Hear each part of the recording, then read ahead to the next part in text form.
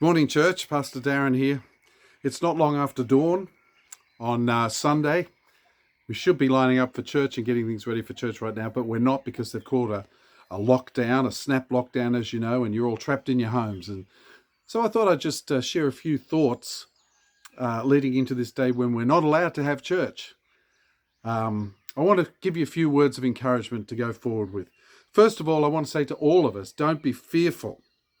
Isaiah 41 verse 10 says, "So do not fear, for I am with you. Do not be dismayed, for I am your God. I will strengthen you and help you. I will uphold you with my righteous right hand."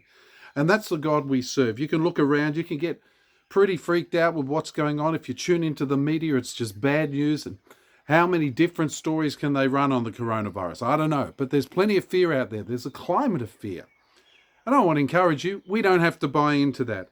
Isaiah 12 verse 2 says this, "Behold, God is my salvation. I will trust and will not be afraid."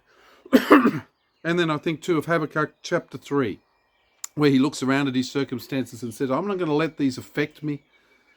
Though the fig tree does not blossom, though there be no fruit on the vine, though the olive crop fail and the lamb produce no food, though the flock be cut off from the fold, and there be no herd in the stalls, yet will I rejoice in the Lord." So I want to encourage you to rejoice in the Lord today. This is his day. Jesus Christ is the same yesterday and today and forever. He was around before the coronavirus. He'll be around long after the coronavirus. This is just a blip, but we happen to be caught up in that blip right now. So as you face lockdown, above all, number one, do not fear. Secondly, don't be facetious. Fear, facetiousness. I got to tell you, I think this government is handling this pretty badly. And I think they are majorly overreacting to everything. 2 new cases shut the state down. In my opinion, and it's just an opinion, I think they are overreacting to everything. You can kill a mosquito with a sledgehammer. It works. The mosquito dies. Yay, us. But there's that much collateral damage. Everything's broken. And that's what they're doing. They're hurting everybody for the sake of a few. And our health system is not overrun, etc., etc. But I have to be careful, and you have to be careful not to be facetious about it. Ephesians 4 verse 29 says, "Let no corrupting talk come out of your mouth, but only what is helpful for building others up." So I want to encourage you today, instead of criticizing the government, and you get the government we deserve, frankly, make your feelings known at the next election. But for now, speak positive words. Don't be facetious.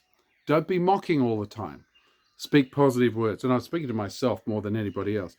The third thing is don't be frivolous. It's really tempting.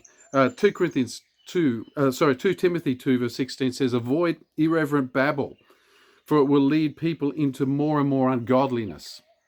It's really tempting to just be frivolous about the whole thing and treat it like a joke.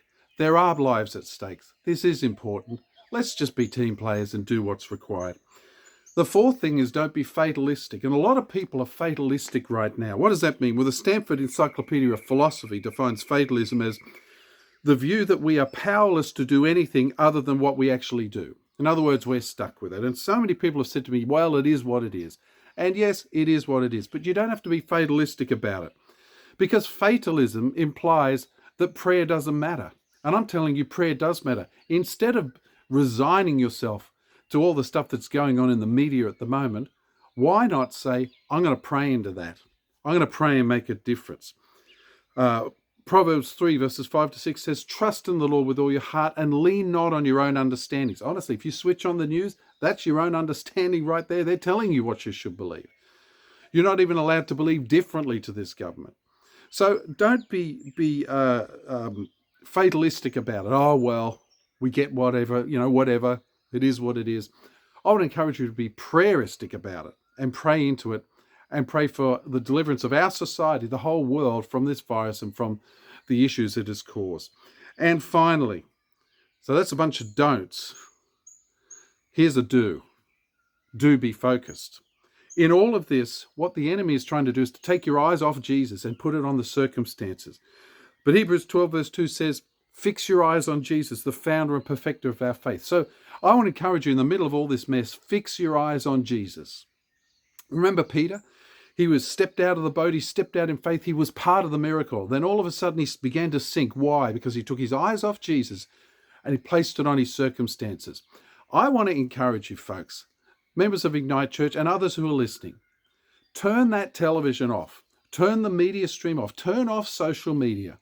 People say to me, I can't spend time with the Lord because I don't have enough time. Well, now you do. You got days of it, locked down inside. So instead of watching Netflix and being on Facebook, why don't you open the Word of God and start reading? Why don't you call Christian friends and encourage them? Why don't you call others and use this? This is the greatest opportunity in history that we've had. Ephesians 5:15 and 16 says this, look carefully how you walk.